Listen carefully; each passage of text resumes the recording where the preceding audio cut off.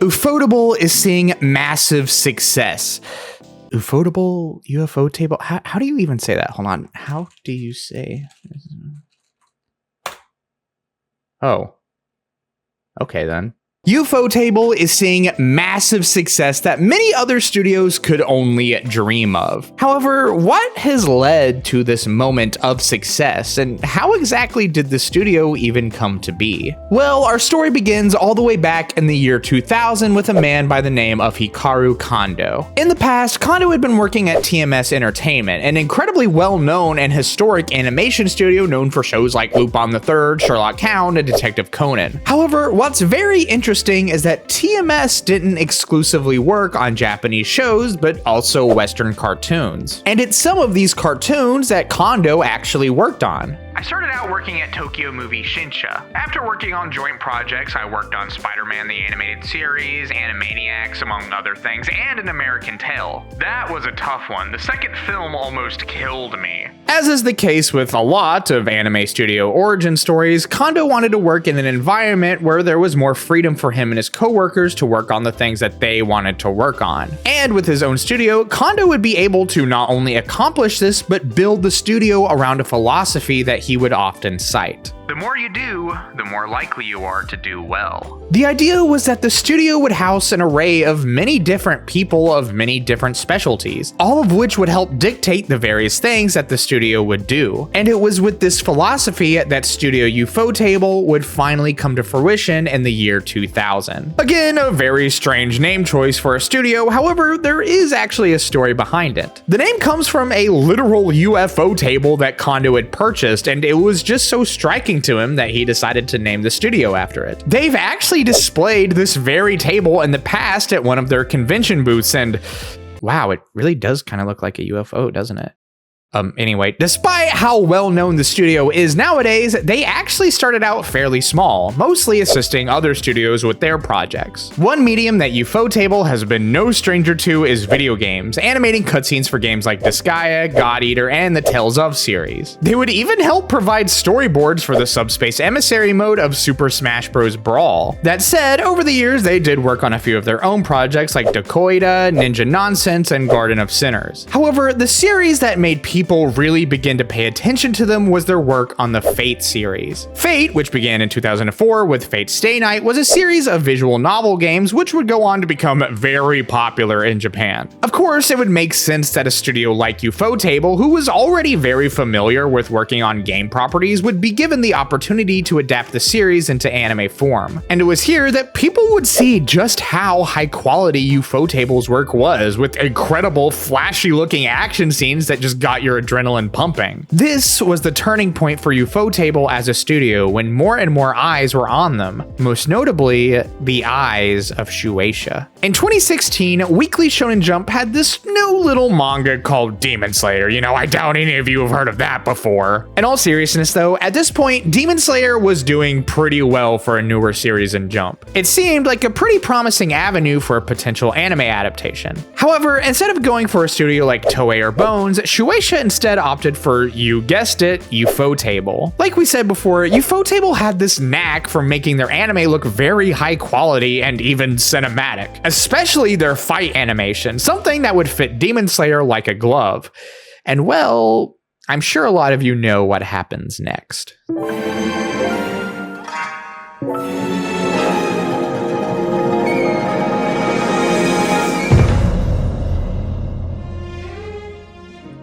The Demon Slayer anime, which premiered in 2019, would go on to become an absolute phenomenon. As the anime was airing, it was consistently gaining more and more viewers. However, it wasn't until people saw episode 19, where Tanjiro had his climactic battle with Rui, that the series would absolutely explode. I mean, just look at this massive rise in manga sales before and after the Demon Slayer anime. The manga would even go on to outsell One Piece. One Piece, people. people, the most successful manga of all time. Of course, Demon Slayer was a quality story all on its own, but Ufotable took that story and presented it in a truly immaculate way. It was undeniable that Ufotable was just on a completely different level of quality in terms of their production. So how is it that they're able to put out such high quality work so consistently? Aside from just having very talented staff, something that Ufotable has become known for in their animation is,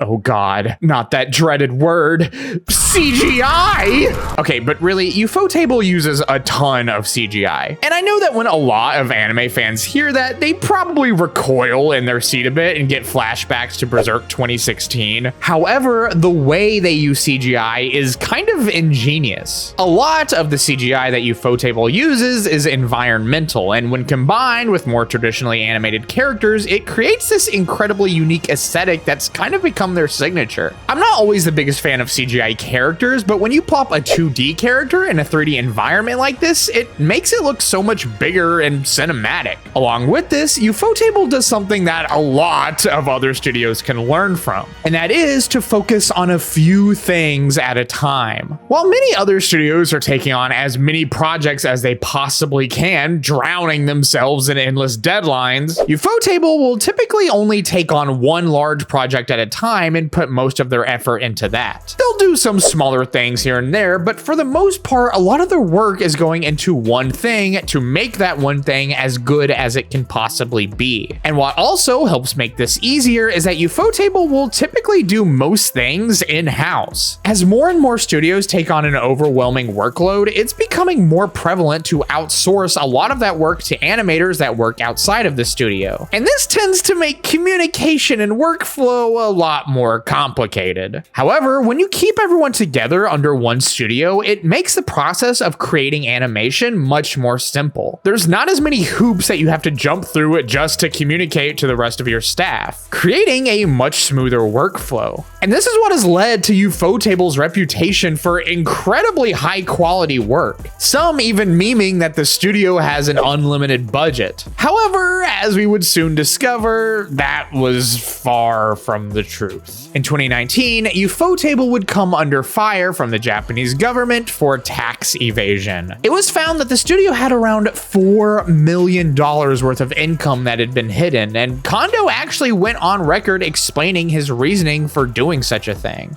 The quality demanded of anime keeps increasing, but because the production costs offered by the clients are relatively low, every time we produce a work, we always end up in the red. So yeah, that whole unlimited budget thing, nah, that was unfortunately not the case at all. After this whole debacle, the studio would issue a formal apology, and in 2021, Kondo would be sentenced to 20 months in prison. That said, later, his sentence would actually be suspended for 3 years, meaning that if Kondo abided by the law within that 3-year period, his sentence would be considered fulfilled. And that was pretty lucky, considering the fact that the studio would soon be flying to new heights that most other studios could only dream of.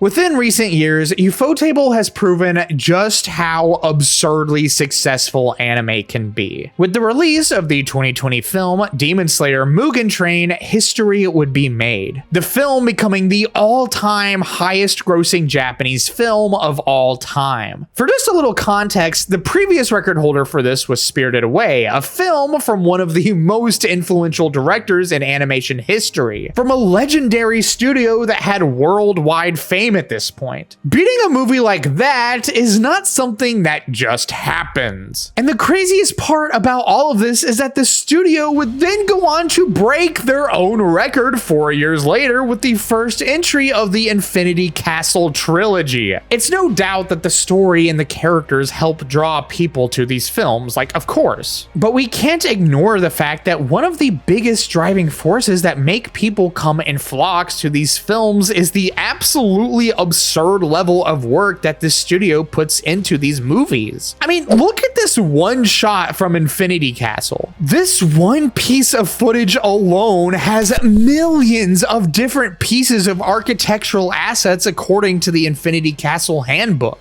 That is absolutely mind-blowing. I can't even imagine how you begin to even make that. Like, it would seem that even just rendering it would make your computer melt into magma. And that is the level of quality that Ufotable has become known for at this point. Like, Infinity Castle has already outgrossed Superman, one of the most iconic characters in all of fiction. I think it's evident that Ufotable has carved their name into the anime industry. What once was a fairly small studio working on cutscenes for video games has become a studio that can go toe to toe with Hollywood, which is something that I would have never expected when I was little, yet here we are. I know that not everyone wants anime to be mainstream, but honestly, I just think it's cool that a lot of people are talking about it now, you know? Because I've always felt that work like this deserves to be seen by everyone, and because of the studio's dedication to the medium,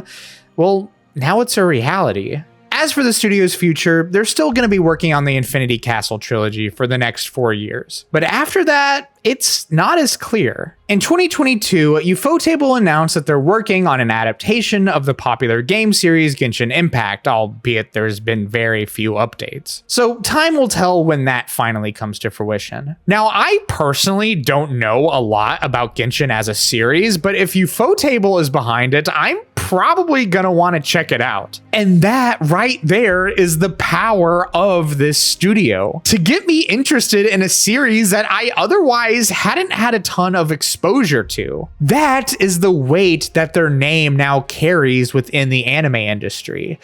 So all I have to say is this: whatever future projects Ufotable ends up making once Demon Slayer is finally completed, you can bet that I'm gonna be there.